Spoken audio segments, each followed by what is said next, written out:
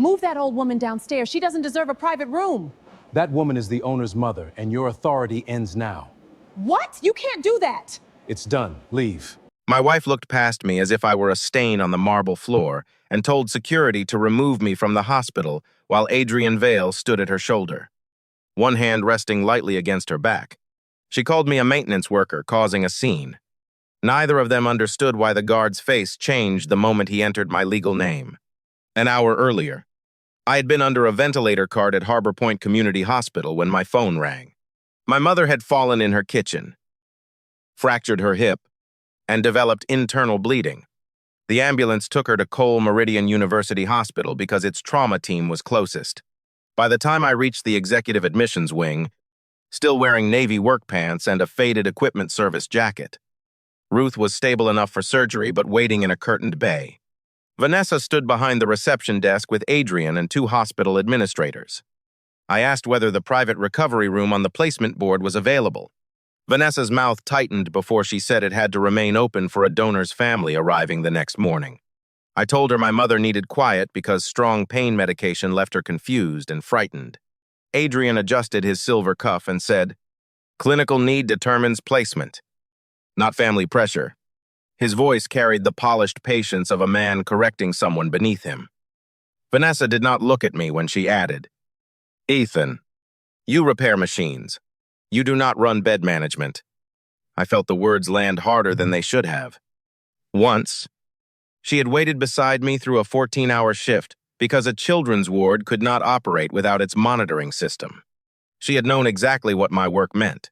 Now she glanced toward Adrian before speaking, as though his approval had become the room's oxygen. I kept my hands at my sides and asked Lena Ortiz, the chief nursing officer, whether the room had been medically reserved. Lena studied the placement board. Then Vanessa, "There is no clinical hold in the system," she said carefully. Vanessa interrupted. "The executive office authorized it." I knew that could mean several things, but it did not mean the room belonged to a patient who had not arrived. I also knew I could end the argument with one phone call. The family trust controlled the building, the land beneath it, and more voting power than anyone in that lobby suspected. But my mother had spent 30 years teaching me that wealth should never move one sick person behind another. I would not use her injury to demand privilege. I only wanted the policy applied honestly. "Then show me the authorization," I said. Adrian smiled without warmth. "This is exactly why Vanessa needs distance from you. Every boundary becomes a personal insult." Vanessa's face changed at the word distance. I had seen that look whenever Adrian's name appeared on her phone, part embarrassment, part defiance, and something she refused to explain. She stepped around the desk and lowered her voice, though not enough to spare me the audience. "My career cannot survive another public scene with you dressed like this, arguing with people who actually understand the system." Behind her, one administrator stared at the floor. Lena's jaw tightened. I asked Vanessa whether she was denying my mother the room because of policy or because Adrian wanted to demonstrate control. Adrian gave a soft laugh. Vanessa answered by removing my temporary visitor badge from my jacket. "I am asking you to leave the executive wing. You can wait downstairs like every other family member." Then she turned to the security supervisor. "Escort him out. If he refuses, revoke his access to the building." For a second, all I could hear was a distant elevator alarm and the blood beating behind my ears. My mother was upstairs preparing for surgery, and my wife was humiliating me in a hospital my grandfather had opened with 12 beds and a borrowed generator. I wanted to tell Vanessa that every polished hallway around her existed because my family had kept those doors open during a citywide blackout. Instead, I asked whether this was truly what she wanted. She looked at Adrian before saying yes. The security supervisor, a broad man named Curtis Webb, asked for my identification with an apologetic expression. I handed him my driver's license. Vanessa crossed her arms while Adrian checked his phone, already bored with the damage he had helped create. Curtis entered my name into the visitor control terminal. The screen flashed, went dark, then opened a restricted red banner I had not seen in years. Curtis stopped breathing for a moment. Lena moved behind the desk, read the notice, and looked directly at me. The color drained from her face. Vanessa demanded to know what was wrong, but Lena did not answer. She picked up the secure phone and said, "Connect me to Miriam Shaw at the Cole Family Health Trust. Tell her Ethan Cole is in the building." Adrian's head lifted. Vanessa stared at my license as if my name had changed while she was looking at it. Curtis quietly returned my badge and stepped away from the exit. Then Lena covered the receiver and asked me the question my father had spent 12 years preparing the hospital to ask, "Mr. Cole, do you wish to activate your authority?" I looked through the glass doors toward the surgical elevators and thought of my mother waiting alone. "Not for the room," I said, "but I think it is time we find out who reserved it." While my mother was in surgery, I sat beneath a television showing silent financial news and tried to remember when Vanessa had stopped respecting my work. We met 12 years earlier during a power failure at Harbor Point, when a pediatric monitoring rack rebooted incorrectly and half the floor began alarming. Vanessa was a discharge coordinator then, wearing bargain shoes and carrying 3 clipboards because the hospital had not approved her tablet request. She stayed beside me until dawn, reading serial numbers while I traced a damaged circuit. Afterward, we ate vending machine crackers in the stairwell and laughed about how executives would call the recovery a leadership success. For years, that was our marriage: shared jokes, late dinners, student loan payments, and an understanding that useful work mattered more than impressive titles. She encouraged my overnight rotations, and I proofread every paper she wrote for her master's degree. The change came slowly after Cole Meridian recruited her. First, she asked me not to wear my service jacket to donor receptions. Then she introduced me as someone who worked around hospitals, as though technician embarrassed her. I noticed each revision, but instead of asking why, I told myself love could absorb it. My silence had older roots. When I was 16, 2 men followed my school bus because a business magazine had published my father's estimated fortune. Police arrested them before they reached me. But afterward, every friendship felt contaminated by a question: did they like me? Or the name? Samuel made that fear worse. He believed comfort weakened judgment. So he placed my voting rights inside a trust and required me to spend 8 years outside Cole Meridian before exercising them. I chose biomedical equipment because machines do not flatter people. A ventilator either holds pressure or it does not. A defibrillator either delivers the charge or fails when someone needs it. I was proud of learning consequences where budget cuts became broken pumps and delayed scans. When I met Vanessa, I meant to tell her after 6 months. Then after our engagement, then after the wedding, every delay made the truth heavier. Eventually, I convinced myself I was protecting us. In reality, I was also watching her. Each time she mocked my truck or compared me with another executive's husband, I stored the moment instead of confronting it. I had turned my marriage into a test without giving my wife the questions. Miriam Shaw arrived shortly after midnight carrying a leather folder and the expression she used whenever I created a problem she had warned me about. She told me Ruth's surgeon expected a good outcome, then asked why I had not activated my authority after the security alert. I explained that my mother did not want preferential treatment. Miriam nodded once. "That answers the room," she said. "It does not answer the unauthorized reservation." She opened the folder and showed me an internal calendar export recovered during a compliance review. Adrian Vale had attended a private dinner with Celia Brandt 9 months before Vanessa claimed she first met him at a healthcare conference. Another page listed background searches purchased through Vale North Advisory. Vanessa's employment history appeared beside my legal name, my father's foundation, and the phrase confidential succession window. I remembered a dinner 3 months earlier when Adrian had asked whether family-controlled hospital systems became vulnerable during the quarter after a founder's transition. At the time, I assumed he was showing off. The trust's transition month was sealed. Only the board chair, general counsel, 2 trustees, and my father were supposed to know it. Miriam tapped the date beside Adrian's search request. "He was not guessing," she said. I reviewed the papers while the surgical status board changed from in procedure to recovery. The relief lasted only a moment before the implications settled in. Adrian had not wandered into Vanessa's life because they happened to share ambitions. He had studied her position, her frustration, and her marriage before introducing himself. That did not erase Vanessa's choices. She had still removed my badge, denied my mother fair consideration, and looked to another man before deciding whether I deserved respect. But the documents forced me to admit something else. My secrecy had created the perfect darkness for Adrian to operate. Vanessa did not know what questions to ask because I had spent 12 years teaching her that nothing was hidden. Miriam said the Trust's security team had found additional searches involving bed management access, executive travel schedules, and the network's debt covenants. She wanted permission to begin a forensic review without notifying the board. I signed the authorization, then watched Vanessa enter the waiting area alone. Her eyes moved from Miriam to the folder in my hands. For the first time that night, she looked uncertain rather than contemptuous. Before she could speak, Miriam leaned toward me and whispered, "Adrian Vale selected your wife long before she selected him."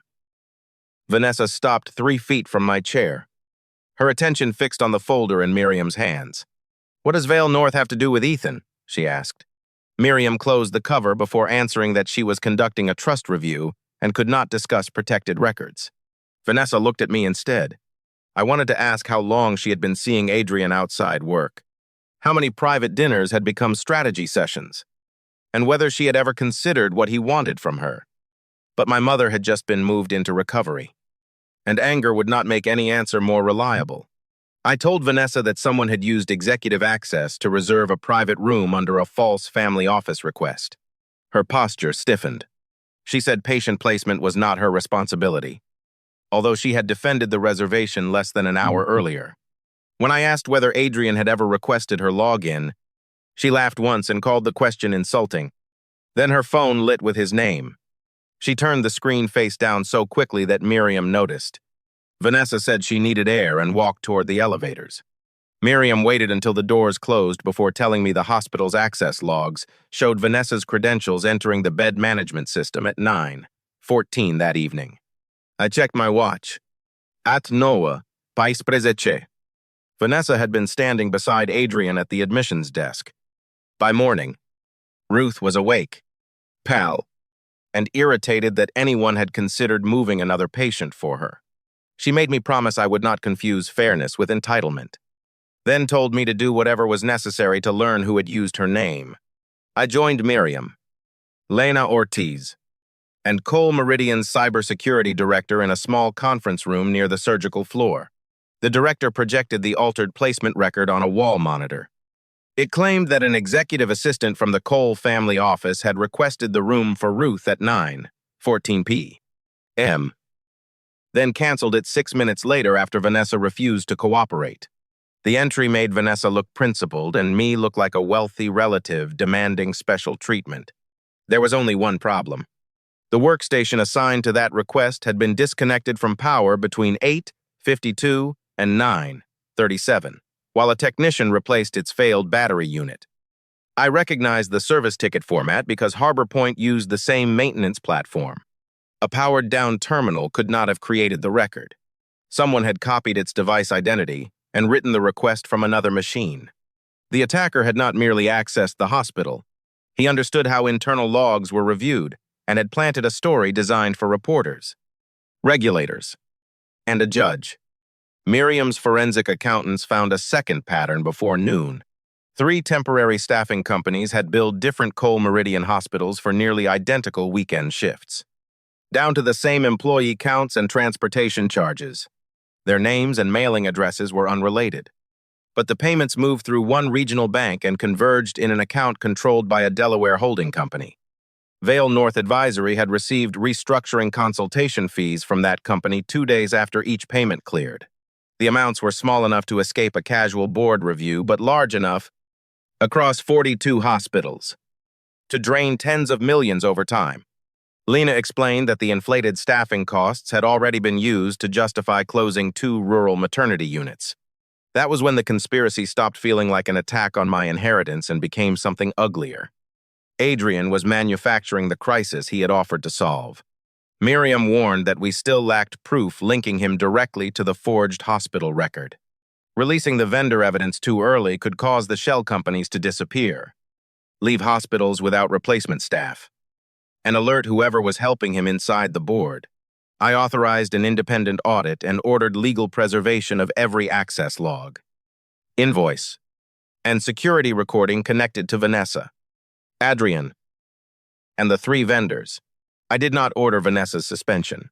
Not yet. The security team then showed me 11 missing minutes from the executive corridor camera.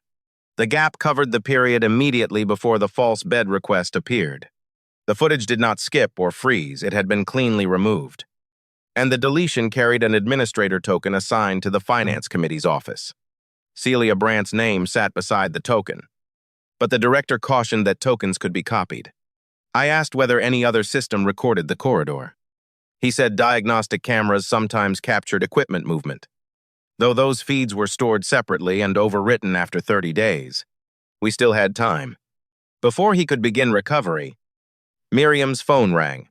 She answered, listened, and lost the controlled expression I had seen survive lawsuits, deaths, and board revolts. My father had suffered a massive stroke during a meeting at the Annapolis archive. The doctors could not save him. Miriam ended the call and told me the trust's succession provisions had activated at the moment of his death. An emergency memorial meeting would be held at headquarters the next afternoon, with every director, lender, and senior executive present. Vanessa was still legally my wife. Adrian was still advising the Finance Committee. And for the first time in 12 years, Cole Meridian would announce who I was before I had decided what kind of owner I intended to become. The memorial meeting began without music, flowers, or the public language people use when they want grief to look organized. My father's empty chair stood at the head of the table in Cole Meridian's headquarters, facing 9 directors, 3 lenders, senior executives, and a wall of windows overlooking the inner harbor. I wore the same Navy service jacket I had worn when Vanessa ordered security to remove me from the hospital. It was not a gesture Miriam approved of, but I needed the room to see the man my father had required me to become before they met the heir he had concealed. Vanessa sat behind the executive row beside Adrian. She had not spoken to me since Samuel's death. When Miriam called the meeting to order, she summarized the trust provisions in 6 precise sentences. The Cole Family Health Trust held 57% of the company's voting shares through Meridian Stewardship Holdings. With Samuel's death, I became the controlling beneficiary, trust protector, and holder of 4 board appointment rights. I also inherited the authority to block any sale involving hospitals designated as essential community assets. No one applauded. Malcolm Price removed his glasses and asked whether Miriam was saying that a biomedical technician with no executive record now controlled the largest voting position in the network. I am saying the voting authority transferred exactly as the governing documents require, she answered. Every face in the room turned toward me.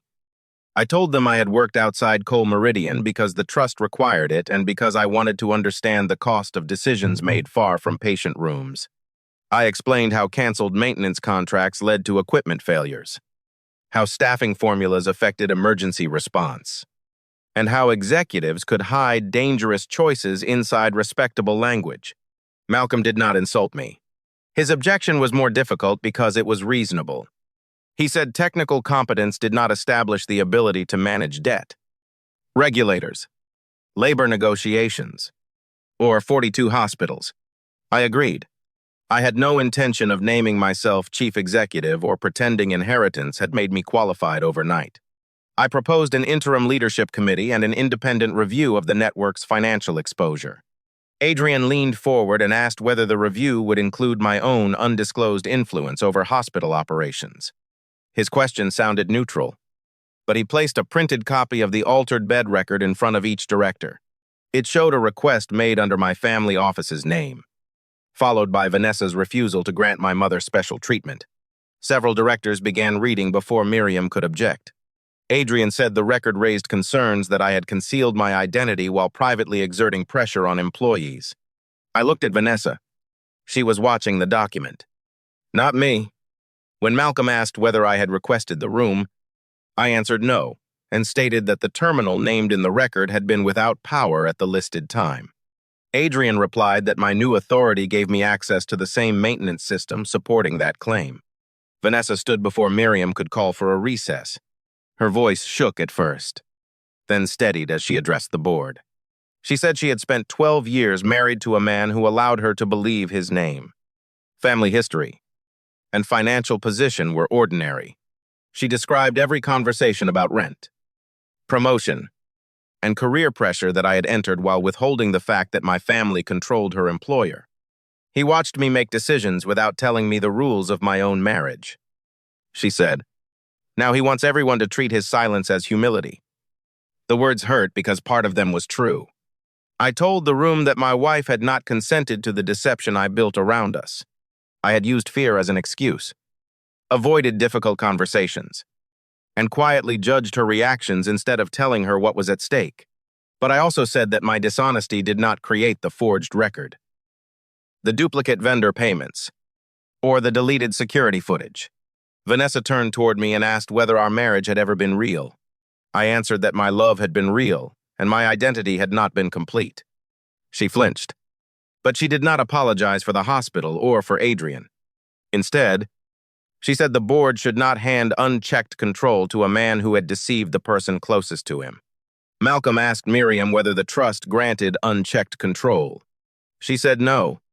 Major asset sales still required board action, independent valuations, and compliance review. That distinction mattered. But the damage in the room had already begun. The first news alert appeared on a lender's phone before the meeting ended. Within minutes, every screen around the table carried the same headline: Secret hospital heir accused of demanding special treatment from mother.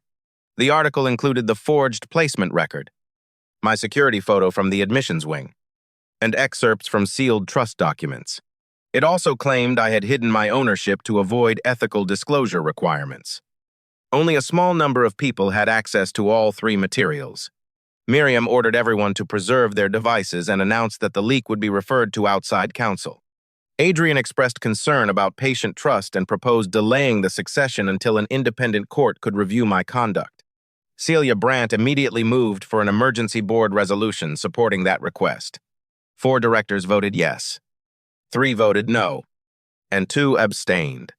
Before sunset, Celia's attorneys filed for a temporary order restricting my power to replace directors or block financing transactions.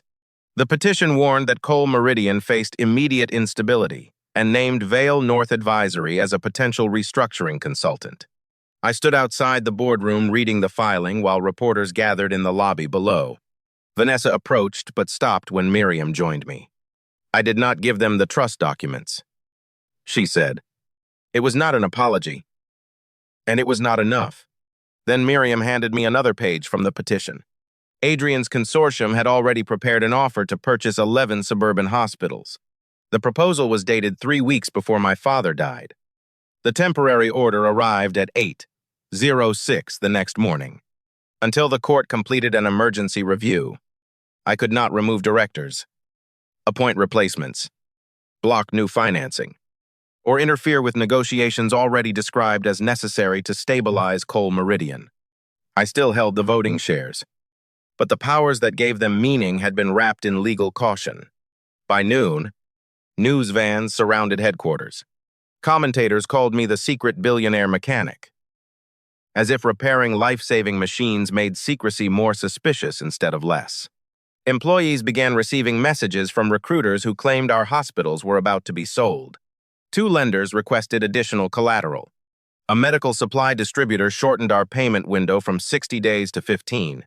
Adrian appeared on a business network and described himself as an independent advisor trying to preserve patient access during a family governance crisis. He never said he wanted to purchase the hospitals.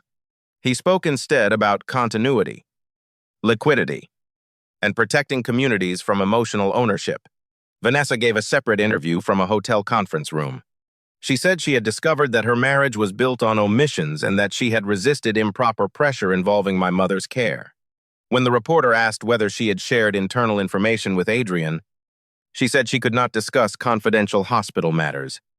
I watched the interview twice. hoping the second viewing would reveal remorse I had missed. It did not. Adrian's acquisition proposal reached the board that afternoon.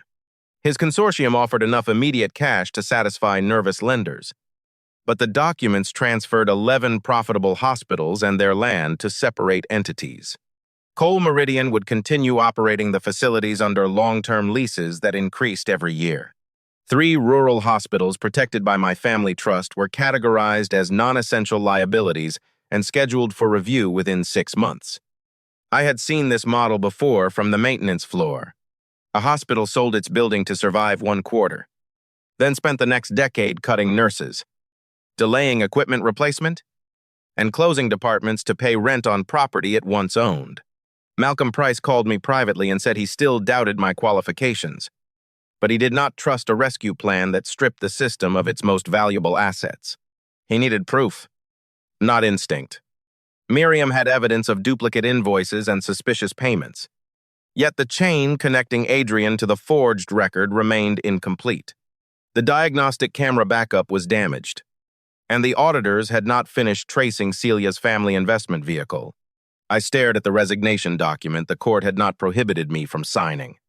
If I surrendered my trust role, the public crisis might ease, the board might regain access to financing, and my mother would no longer see our family dragged through the news.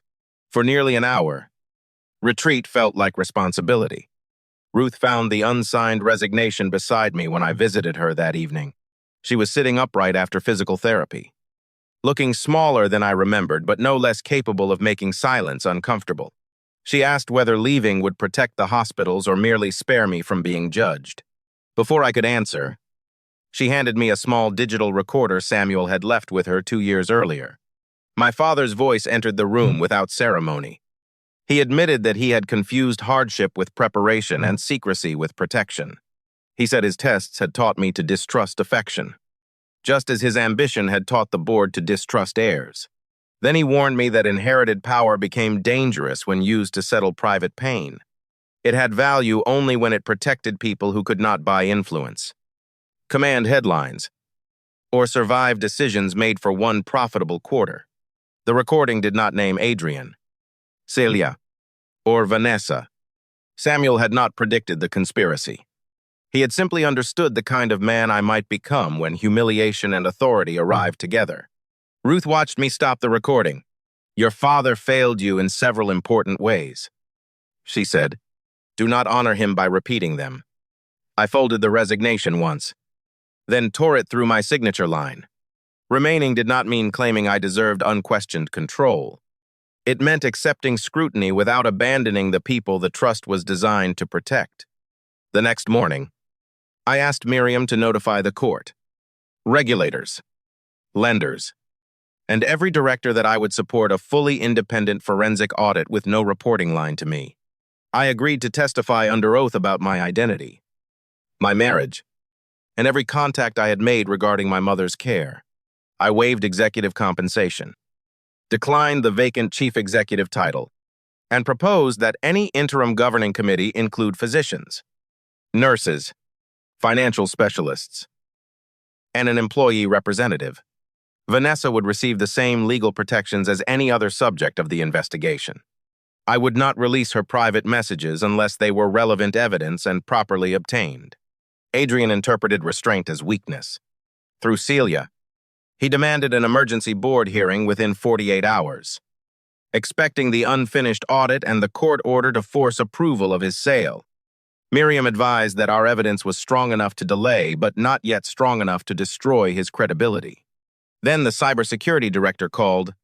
His team had recovered fragments from the separate diagnostic archive, including a reflection in the glass covering the missing 11 minutes. At the same time, the auditors confirmed that payments to Celia's brother originated from the same financial network funding Adrian's consortium. I looked at the unsigned sale proposal, my father's recorder, and the maintenance ticket proving the placement terminal had been dead at 9:14. "Schedule the hearing," I told Miriam. "And this time, we do not ask them to trust my name. We show them what the records say. The emergency board hearing opened beneath live television lights because Adrian had insisted that transparency would restore public confidence. I suspected he wanted an audience large enough to make retreat impossible. Before Miriam introduced a single exhibit, I asked to speak. I told the directors, employees, lenders, and reporters that Vanessa had married a man who deliberately concealed his family, wealth, and connection to her employer. My fear of being used did not excuse that deception. I had avoided honest conflict, silently judged my wife, and treated our marriage like an examination she did not know she was taking. Vanessa stared at the table while I spoke. I did not ask her forgiveness. I only stated that my failures did not prove the hospital records were genuine or Adrian's sale was necessary. Adrian rose with a practiced expression of regret and said my confession confirmed the governance problem. He described me as emotionally compromised, technically talented but institutionally unprepared, and willing to manipulate records to preserve an inheritance. Then he displayed the bed allocation request created at 9:14 p.m. This document, he said, shows that Mr. Cole's private office pressured hospital staff while his mother waited for treatment. I asked the clerk to enlarge the device number printed at the bottom. It matched terminal PX-17. I placed the signed maintenance ticket beside it. PX-17 had been disconnected from power between 8:52 and 9:37 while its battery assembly was replaced. A dead terminal could not create the request. Adrian's composure slipped for less than a second. But I saw it. He immediately claimed the maintenance ticket had been altered after I gained access to the system. That was his first mistake. The original ticket had been time-stamped and transmitted to the equipment manufacturer before my mother entered the hospital.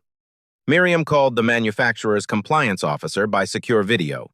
He confirmed that his company's server received the service record at 8:55 p.m., and that neither I nor anyone at Cole Meridian could modify the archived copy.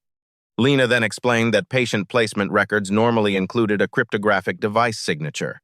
The forged request carried the identifier of PX-17 but lacked the hardware signature produced by the terminal's physical security module.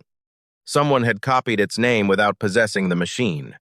Malcolm Price leaned toward the screen and asked who had authority to fabricate a device identity. The cybersecurity director answered that the attacker would need administrator credentials and detailed knowledge of the hospital's audit procedures. Adrian said the discrepancy proved only that an employee had made an unauthorized change. He urged the board not to confuse a technical anomaly with a corporate conspiracy. That was when we played the recovered diagnostic footage. The hallway camera's missing 11 minutes remained gone. But a mobile imaging unit parked across the corridor had been running a lens calibration test. Its dark display reflected the placement office door. The image was distorted. Yet the access badge clipped to the person entering the office was clear enough to identify Celia Brandt's executive aide. Access records showed the aide had used Celia's finance committee token. Celia said her token had been stolen. Miriam asked why she had reported no theft and why the aide had received a $75,000 consulting payment 2 days later from a vendor billing Cole Meridian for temporary nurses. Celia demanded private counsel. 3 directors who had supported the sale requested an immediate recess. Malcolm refused. "We have delayed this long enough," he said. "Continue." The second reversal came through the money.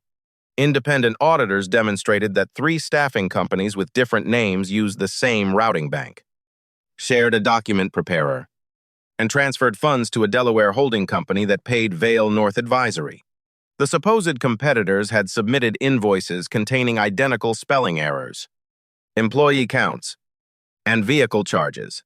Adrian said consultants could not be responsible for misconduct by every client. Miriam responded by displaying his firm's engagement letter with the Delaware company. Vail North's compensation increased whenever Cole Meridian's reported staffing costs exceeded quarterly projections. Adrian had been paid more as the hospitals appeared less stable. A second ledger showed that his acquisition consortium had purchased portions of Cole Meridian's debt through intermediaries, while advising the board that an emergency sale was unavoidable. Then the auditors traced payments from the same network to an investment vehicle controlled by Celia's brother.